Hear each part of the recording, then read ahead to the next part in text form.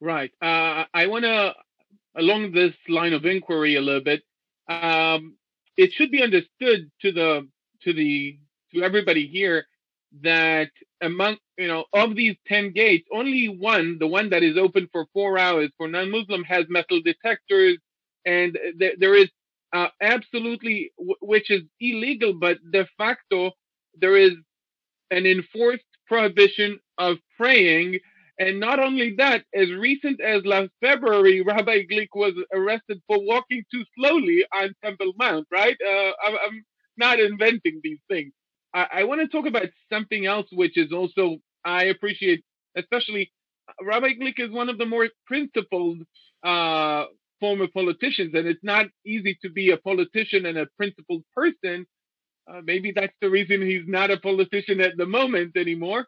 But he was also a civil servant before that, and when he disagreed with the policies of the government, he resigned rather than trying to manipulate the civil service to fit his political views.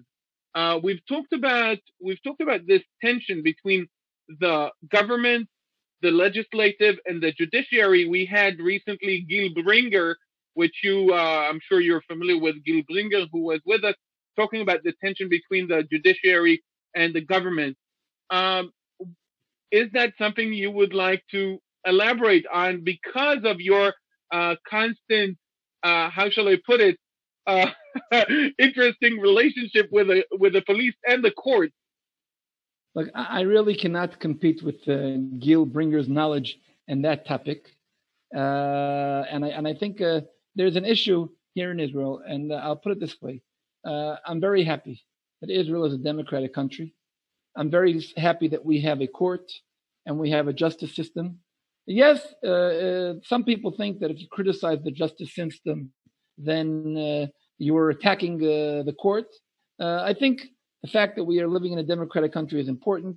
I think the judicial system in Israel is not clean from any mistakes. They're only human, and that's part of politics. But if you're mentioning politics, I would mention one other thing, and that is that this week, finally, after 500 days, that's a year and a half, in Israel, we did not have a government.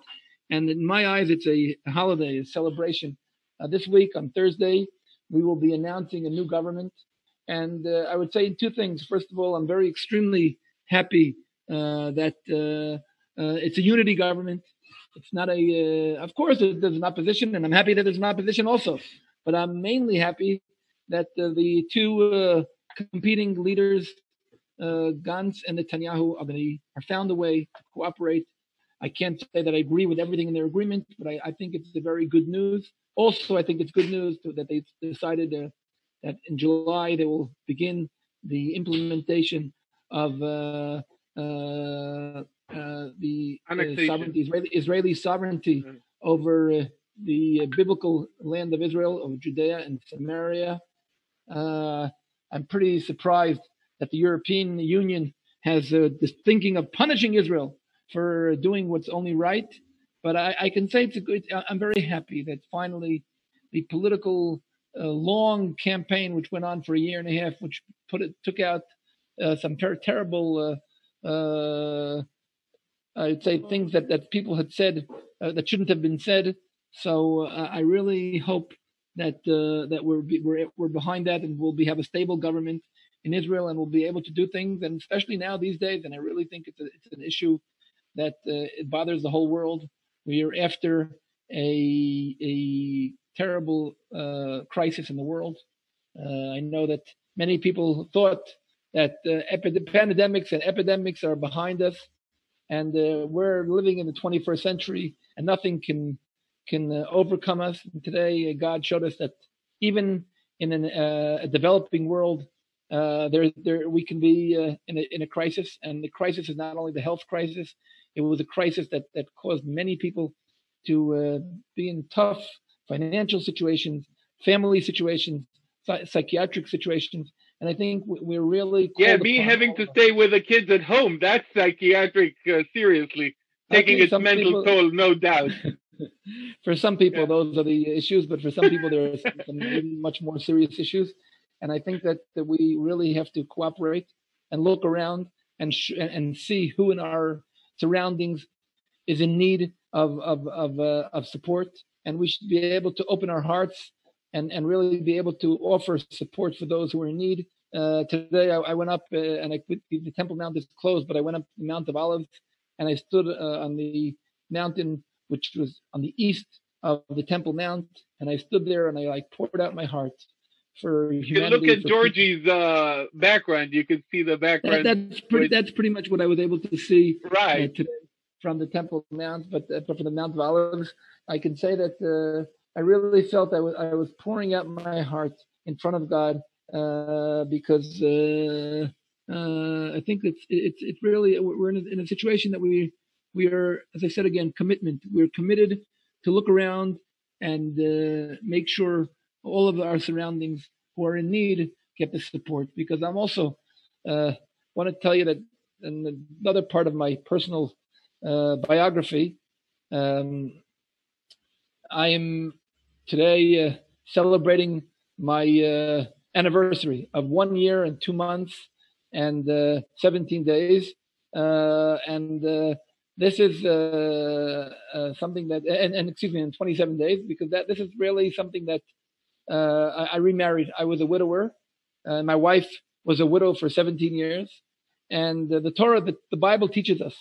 I would even say the Bible teaches us before the building of the temple, one of the most important things is to care for the transparent, for the orphans and the widows who are alone, and they don't have a backbone, they don't have their mate to share with. And you were complaining about your children, but I'm happily that you have a partner who you can share it with.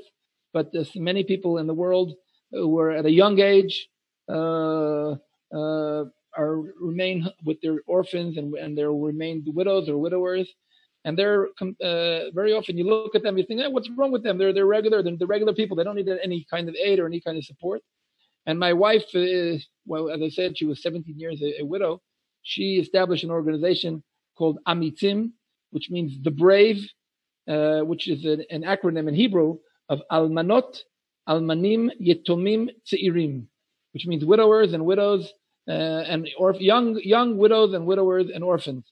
And this is something that really to empower these people. And that was just that's an example.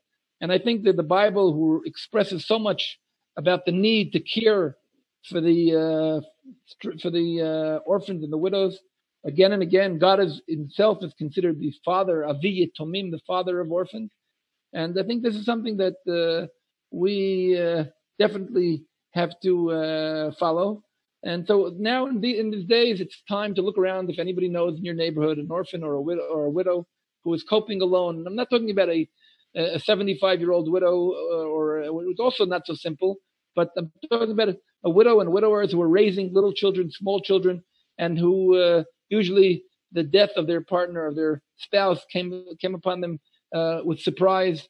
And it can happen from anything. It can happen from illnesses. It can happen from suicide. It can happen from crime. It can happen from accidents, car accidents, or other accidents. It can happen from many different things. And people, and at this time, these people are very often forgotten. So once again, in my Bible, Isaiah 2, right before comes Isaiah 1. And Isaiah 1, Isaiah talks about caring for the orphans and the widows.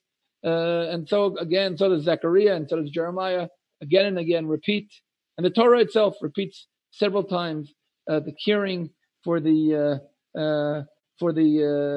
orphans and the widows. Yes, you go down a little further, you'll be able to see. There it is, right in front 17. Of you. Learn to do good. Devote yourself to justice. Aid the wrong. Uphold the right of the orphan. Defend the cause of the widow. So here we are. One of the things that we can thank God for is that in this time of coronavirus, this technology it really enables us to watch and look and share and talk. It's a special thing and something we can thank God for. But it's our so special, amazing. We can also thank the men who developed these things as well. And I think that's part of not waiting for the Messiah, but actually doing what we can. Right, right. We are convening, I think, for the past 2 months, almost every evening, learning together, studying together, meeting interesting people, and again, you are one of them. And thank you very much for coming. We're not letting you off the hook yet, if you will. Okay, Um, I'm with you, and I'll be happy okay, to study with you, and I'll be happy to learn from you. right. I started with your last name meaning lucky or luck, and we are all lucky to have you with us today, and you are lucky as well to be generally in existence today, because if people, I sent the Wikipedia entry to everybody so they might have read it.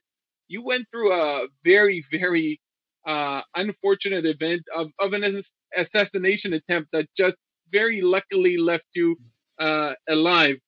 Did this Yeah, attempt, if you are you willing to, if it's yeah. inconvenient, we can No, skip. no, it's But fine. It's fine. It's fine. how did it change you, if it did at all? Okay, look, the assassination attempt that I survived 5 years ago, October 2014, was part of my activity, which I've been speaking up about freedom of religion on Temple Mount for many years.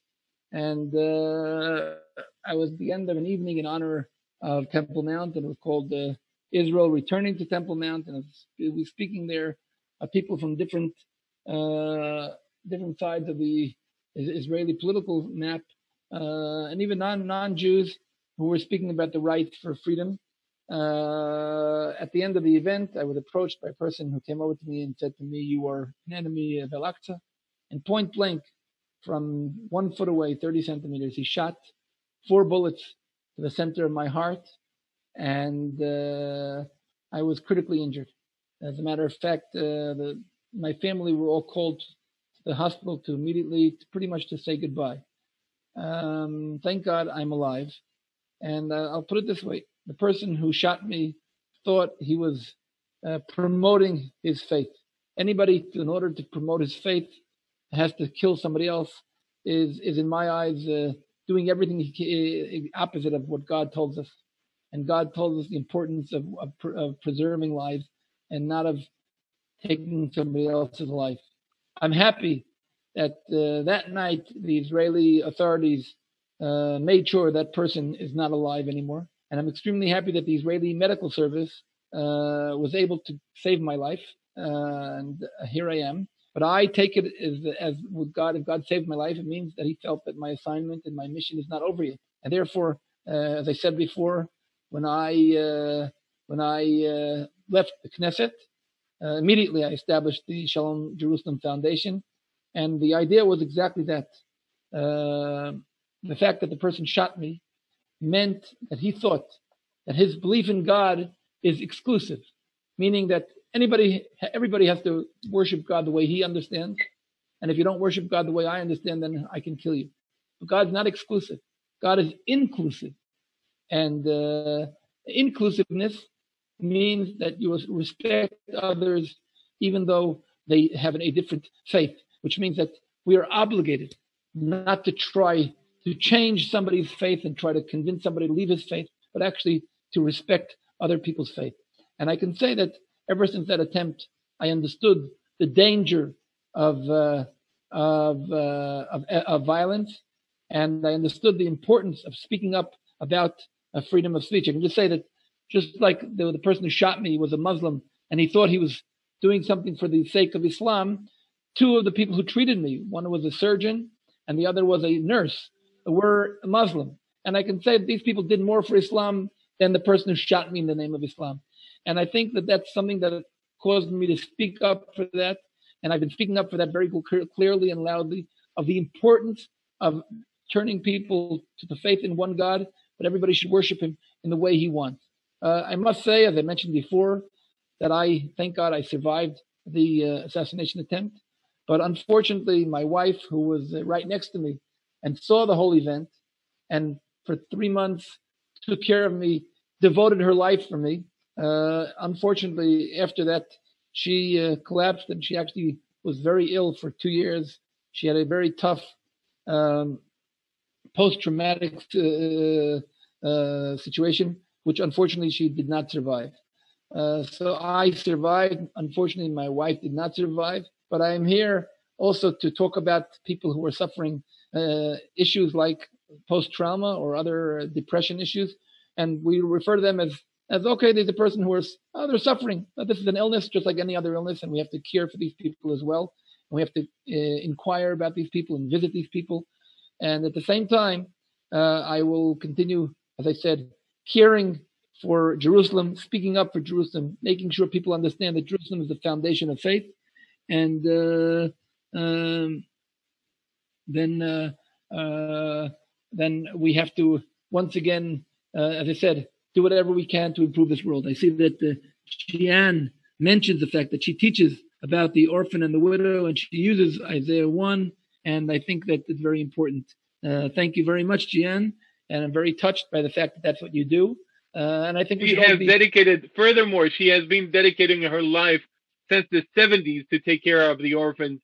She is, Jean is an amazing, we have been studying together for the past about 11 years, and she has been volunteering in Zimbabwe since the 70s, originally from the UK. So I want to point that in this issue as well. Some people think that the orphan and the widow are to be taken care of because they're like poor people. They're suffering from financial issues, but majorly, what an orphan and a widow is missing is something very important. We know that in the center of the Ten Commandments is the relationship to us, to God, through our parents. And parents is what God gave mankind. They do it in God's world is husband and wife. And therefore, when one of those is missing, not I don't want to attack anybody, but for instance, in a divorce, there are two parents, but they're living separately. But in a case of death of one of the parents, the orphan not only lacking the money, you can be an orphan who is very rich, but you need the empowerment, something that connects you to God. And the Bible repeats again and again the need of this, the way to lengthen your life, the Bible says, is by respecting parents, father and mother. And when a spouse passes away, it's not only, or as my wife quotes one of her sons, when he remained, my wife, as I said, was a widow. Her husband passed away suddenly, probably from heart issues, but she remained there with 4 kids from the age of 7 to 7 months. And one of her kids says, not only am I an orphan, but my mother is a widow, which means that we have to remember that the widows and the widowers who are remaining are also in themselves confronting a difficult issue. And at the same time, they're raising their kids.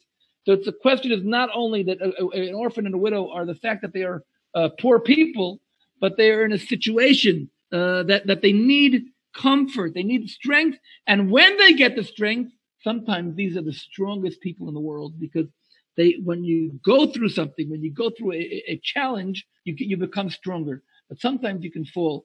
And the activity is important. I see that Jean is asking for the contact for the orphan work. The name of the organization is called Amitzim. That's AMITSIM.org. You can read all about my wife's wonderful activity she does in the Amitzim, which means the brave. As I said, it's an acronym in Hebrew for Almanim va'almanot yetomim tzi'irim, young orphans and widows. And again, it's not about support. Sometimes they need a lot of support. Sometimes they lose their jobs, or they have to reduce the amount of hours they can do in their job. But beyond that, it's the strengthening, giving them the strength and strengthening the linkage between father and child, mother and child. It's so important. It's extremely important. And I think that my wife is really doing wonderful things. Her name is Hadass, and she's really doing wonderful things. And in my eyes, it's a completion to what I'm doing about Jerusalem, because Jerusalem, as we mentioned before, is also the idea of society as the king of Shalem did. And it's also the concept of connecting to God and the devotion to God. It's the foundation of our faith. But part of the foundation of our faith is caring for one another. when in the Bible, I just studied today the book of Leviticus in chapter 5. It talks about if you're sinning to your friend, you're sinning to God, and it's talking about the bringing of the offerings, and you can see there it talks about different offerings, but one of the things it emphasizes in one of the offerings, it's talking about sinning to God. It says in chapter 5 in Leviticus chapter 5 verse 20, and God said to Moses, a soul who sinned and begotten God, how? By cheating to his friend. So cheating to your friend, chapter 5 verse 21, and you'll see here we say here you can see how are you sinning to God? By trespassing against the Lord, by dealing decently with your fellow.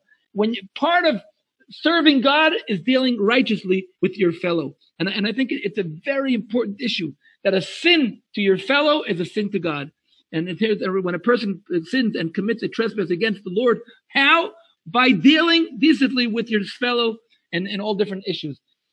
Being straight with your relationship with your friends is part of devotion to God, and that's the idea of Jerusalem. Combining the two issues, serving God is making us developing a better society. Okay, I have so many questions, but it's I want the guys to have an option to ask you a little bit. So Georgie, you have such a beautiful background. You get the first question. Go ahead. I just wanted to point out that Lisa says there that comfort and nurture and comfort, food, and she's 100% right, and I can only agree with her. Georgie, go ahead. Rabbi, I can ask the question because it is on the context which you face the issue of being assassinated. I heard in a video from the Islamic apologist when somebody was asking, what do you say about certain attacks like this, what you experienced, and then like a terrorist attack? Something was, I forgot the context of the person's question. But the apologist, the Islamic apologist, replied like this: oh, in your Bible itself, how did Samson die? Because God empowered him, and when he died, he killed more people. So when people use these sort of like issues, because you have been through this, how can we give a more appropriate answer? Oh, very good. Who was that apologist? Zakir Naik? I forgot who he was. Okay, go ahead. Sorry, Rabbi Glick. Yeah, we can hear you. Sorry, go ahead. Okay. I hope my internet is stable. Once in a while, it's not. It loses its stability. But Georgie, first of all, I hear from your accent. Are you from India? Yes, I'm from India. I'm residing in United Arab Emirates, Abu Dhabi. Unbelievable! He's speaking from Abu Dhabi at the moment. Okay, wow, Abu Dhabi with the Temple Mount in your background. Wonderful. I can say, first of all, the word, you know how you say India in Hebrew? In Hebrew, India is giving thanks to God. It's Hodu. Hodu is, when we say praise God, we Hodu ladunai kitov. Ki leolam chasdo. Praise God because He is good. His grace is forever. That's what India is about. I don't know what Abu Dhabi means, but okay. Anyway, what I wanted to say, and that is very important for saying. Look, in the book of Judges, is the book that is the book of anarchy. It's the book between the entering to Israel by Joshua and the kingdom in the time of Samuel. And not every one of the judges is an example.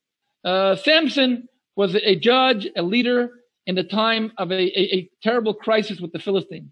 He had to use, there was no king, there was no major leader, and he had to use certain temporary methods of killing the Philistines. He's not the symbol in Judaism as the symbolic leader that we want to call for. Yes, in certain times you have to do certain things that sometimes even cause that at the time of you're killing others, you have to kill yourself. But that's not the basic method. I would say when we're coming out of Egypt, we meet two groups of non-Jews.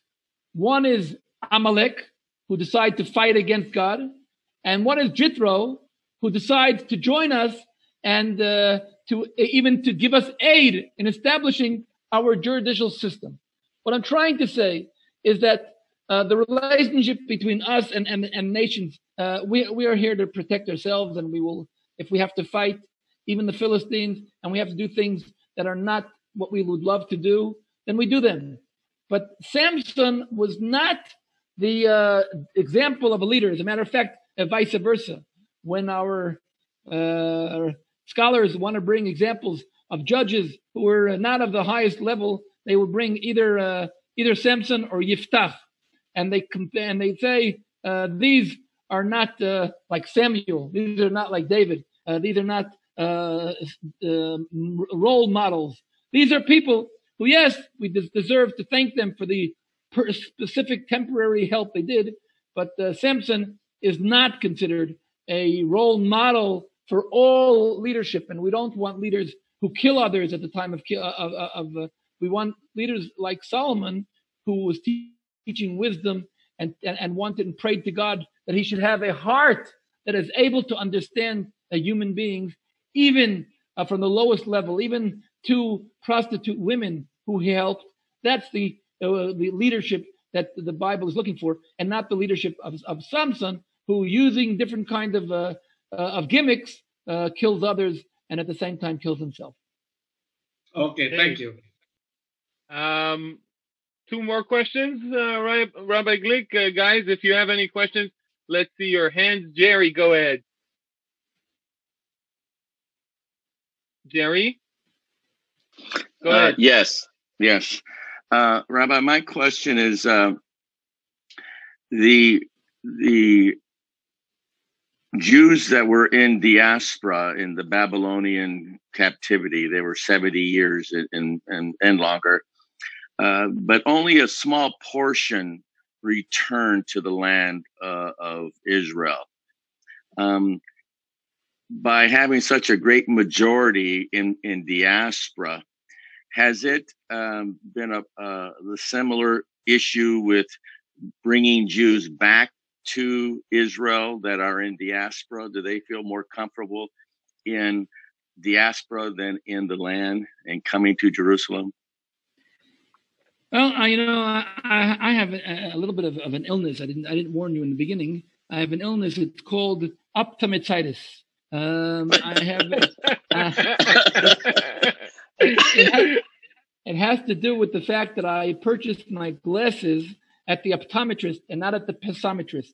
If I would buy them at the pessametrist, I would be pessimist. I try to see light and good. I think that the fact that we have a democratic state, a Jewish state for the first time in thousands of years, I think the fact that the Jewish state has over 7 million Jews living here today, and the fact that we have the greatest, biggest Jewish state ever in history, with the strongest medical systems, with the strongest culture system, the strongest Bible study systems, with the strongest technology, is first of all a great privilege and a great miracle. The return of the people to land to Israel is, in my eyes, a great miracle.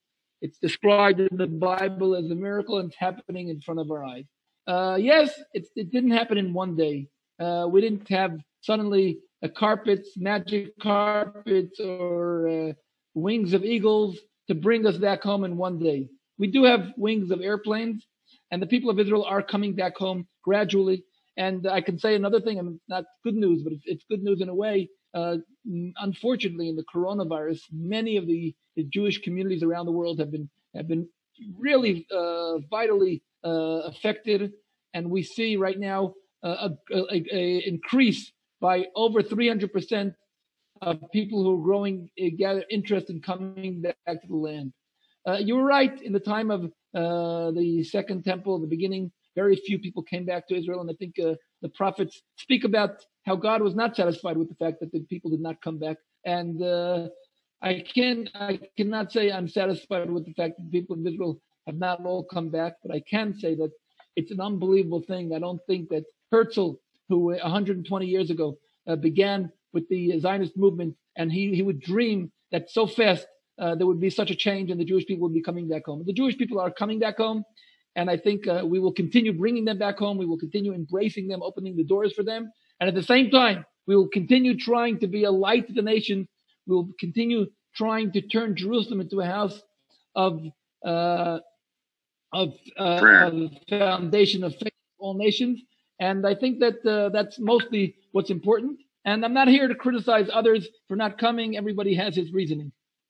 Yeah. Well, I should just add that demographically speaking, and we've mentioned Professor Sanchez de la Pergula not too long ago, the demographics of the Jewish people is like shifting nowadays to a majority of Jews living in Israel.